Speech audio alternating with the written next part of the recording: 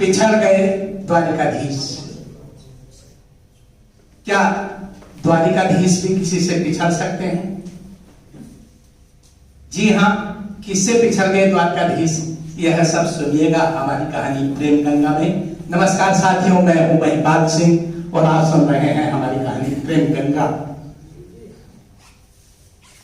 श्री कृष्ण राधा से कोई 16 वर्ष की अवस्था में पिछड़ गए थे और फिर कभी नहीं मिले। एक बार स्वर्ग में विचरण करते समय एक दूसरे के सम्मुख आ गए।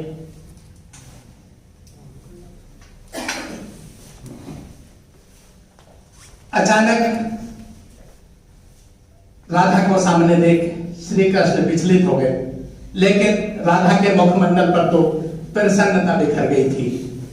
श्री कृष्ण इसलिए विचलित हो गए क्योंकि वह प्रेम को छोड़ कर गए थे, लेकिन राधा के मुखमंडल पर इसलिए प्रसन्नता बिखर गई क्योंकि वह प्रेम में गई थी। सब चाहते श्री कृष्ण कुछ कह पाते, इससे पहले ही राधा बोल उठी, कैसे हो द्वारकाधीश?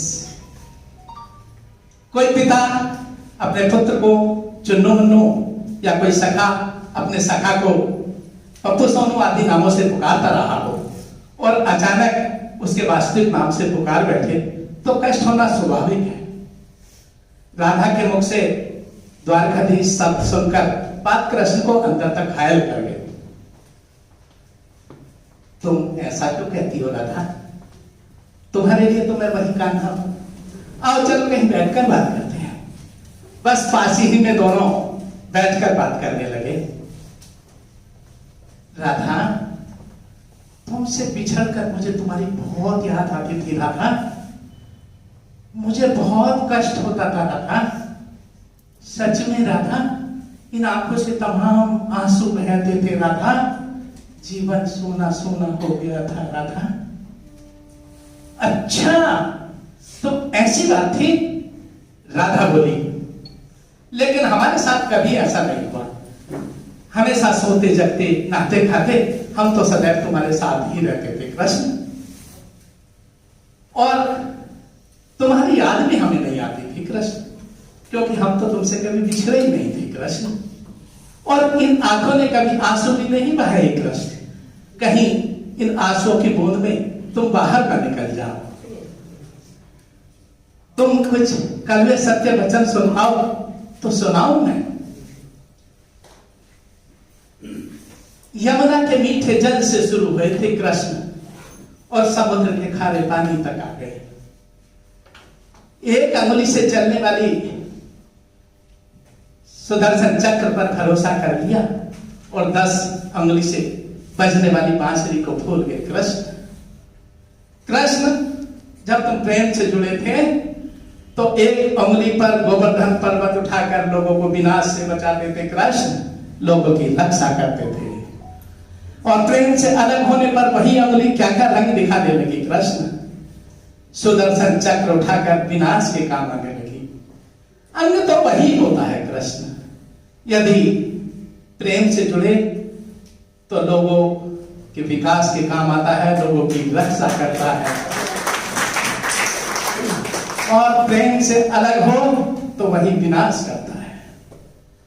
कान्हा और द्वारकाधीश में यही एक बड़ा अंतर है कृष्ण।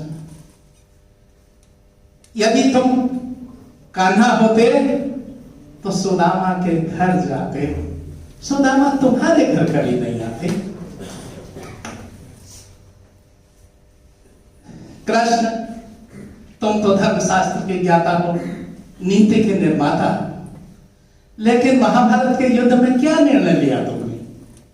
अपनी सारी सेना कौरवों को सौंप दी और स्वयं को उस अर्जुन के हवाले कर दिया जो तुम्हारी ही सेना पर तीर चला रहा था।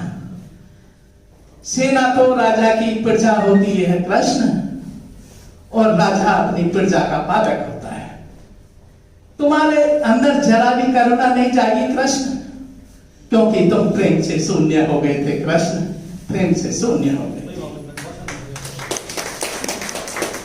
आज भी धरती पर जाकर देखो स्वामी, अपनी इस द्वारकाधीश वाली छवि को ढूंढते रह जाओगे। आज भी घर घर में, मंदिर मंदिर में इस कान्हा की छवि को पाओगे, और जहां जहां कान्हा को पाओगे वहां वहां ये राधा साथ खड़ी होगी। स्वामी, ये राधा साथ खड़ी होगी।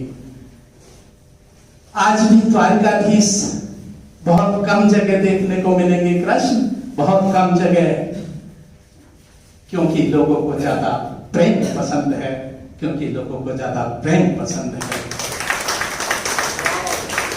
आज भी भागवत में भले ही कभी मेरे नाम पर चर्चा न होती हो, लेकिन जब भी उसमें कहीं विराम आता हो या उसका समापन होता हो तो लोग कहते हैं राधे राधे।